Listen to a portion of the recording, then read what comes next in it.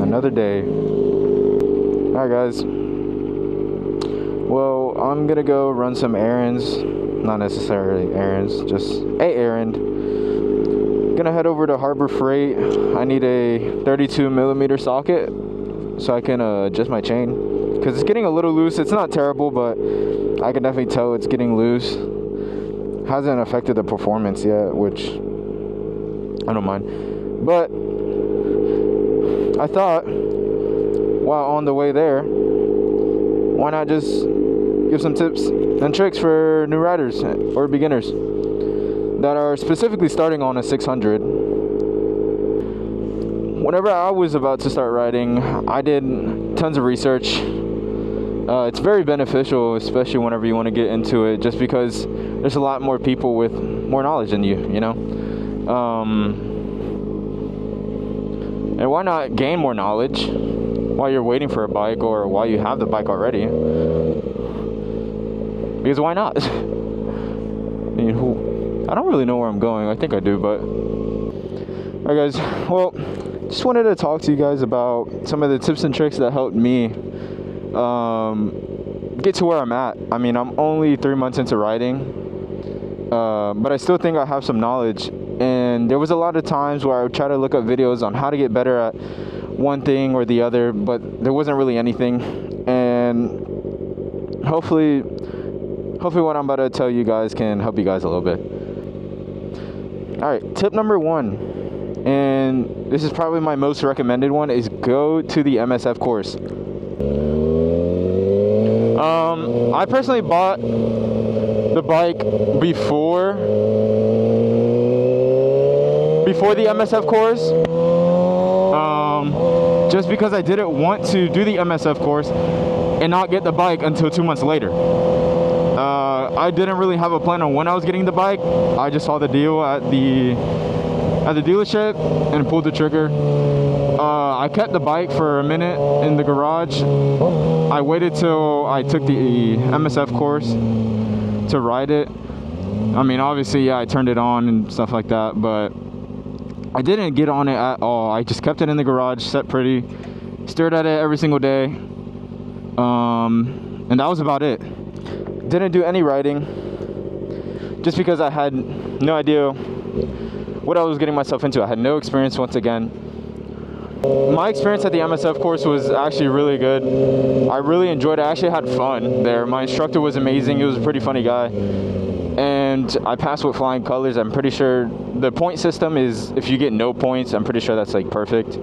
Something like that. Because I got no points on mine and he told me I did everything perfect. But you don't have to be perfect. There was people who made mistakes there that still passed. You don't need to get a perfect score in order to pass. And that doesn't mean that you're gonna have a bad experience whenever you first get your bike. Yo, no shot. They just got hit. Okay.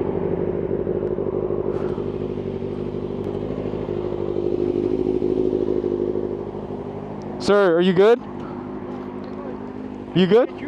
No, you didn't hit me. I'm just checking on you. You good? Oh, yeah. Yeah, okay. Yeah. Just checking on you. Oh, man. So she took most of the damage. Have a good day. They're okay? Yeah, they're good. Okay. Well, guys. Wow. If you guys don't believe in God, you should. I mean, God set me right here for those people to be behind me so I'm not the one getting hit. Glory to God right there. Oh my God. This is a perfect example why God is real. I'm not the one who got hit, the person behind me. I'm sorry for the people who just got hit behind me, but imagine if that was me on a bike.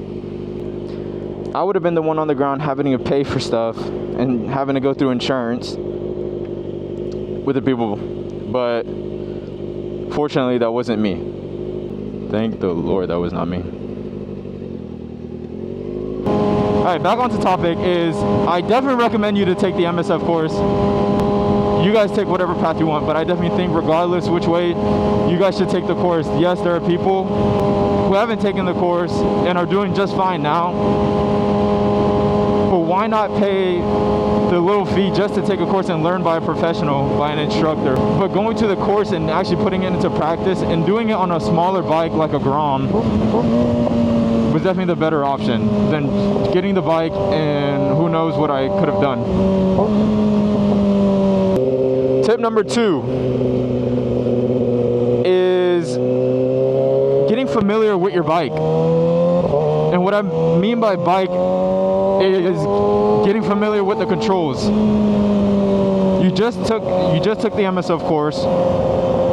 Now you're back home, you want to ride your bike, but riding it on a closed course and on the street is completely 2 different things. Not saying that it's impossible, again, it's not hard either, but you definitely do have to get familiar with the controls, where your front brake is, where your rear brake is, your clutch, knowing how your clutch works, which clutch setting works best for you.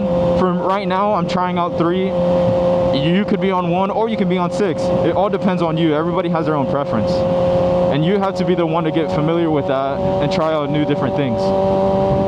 What I recommend to do, what I did was right after the test, I completed both days. I went on my bike and took it around the neighborhood, really got to feel it.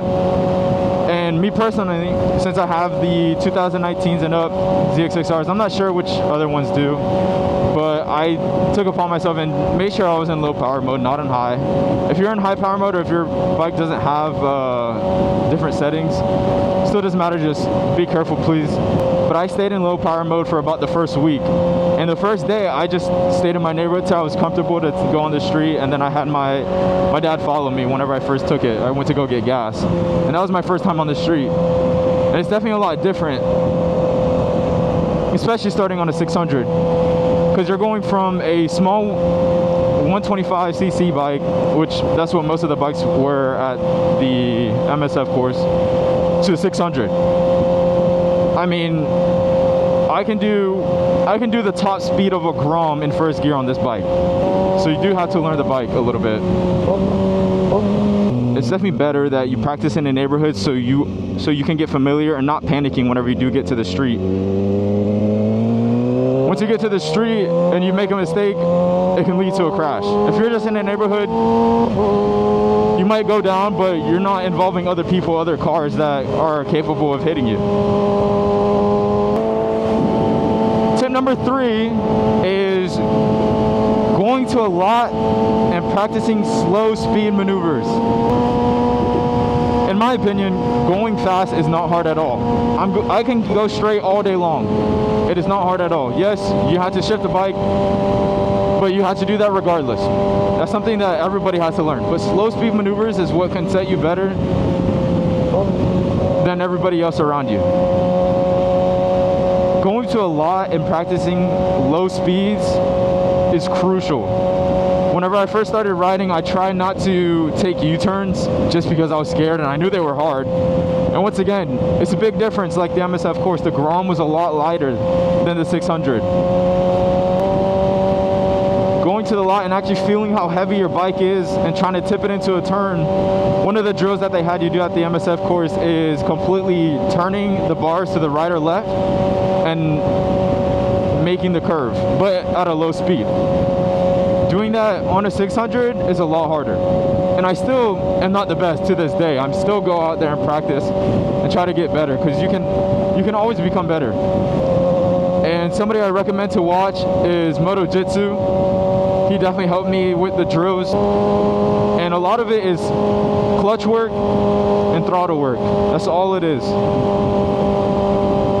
But definitely go out there, practice your low speed maneuvers, go to the lot, get familiar with how heavy a 600 is, and just get to work. You don't have to sit there for 2 hours a day, but every single time you go to a ride, maybe try to warm up your fundamentals. I think it's a great way to start.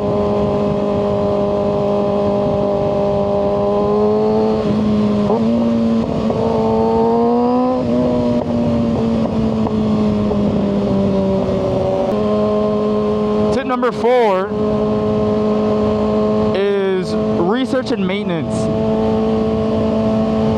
Guys, maintenance is very crucial on your bikes.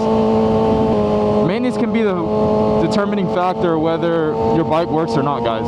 And doing your research as well. Join forums, ask questions, and don't be scared to ask questions, guys. There's a lot of things that we don't know, and I still don't know yet. And I do my best to ask questions, especially for the people who've been riding for years. But maintenance is definitely important. And knowing how to work on your bike. As much as you want, you can take it to a shop to get work done by professionals, but nothing's better than actually learning how your bike works and knowing that if something does go wrong, it's your fault and you don't have anybody to blame. You also know exactly what gets done to your bike, how it gets handled, what type of care.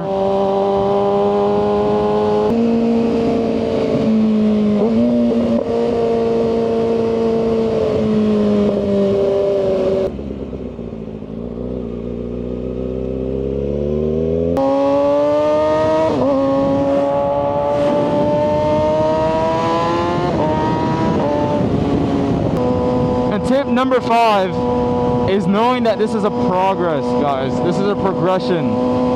You should not be trying to take this fast. Learn at your own pace. Everybody learns at your own pace, and I'm sure you guys have heard the saying, ride your own ride. Especially whenever you go to ride with people, egos start to come in. People try to impress each other, and that's where things go wrong. There's no need to impress people. There's no need for none of that. If you're 5 months in and you're still just as slow as you were, sell the bike. No, I'm joking. Just keep practicing, guys.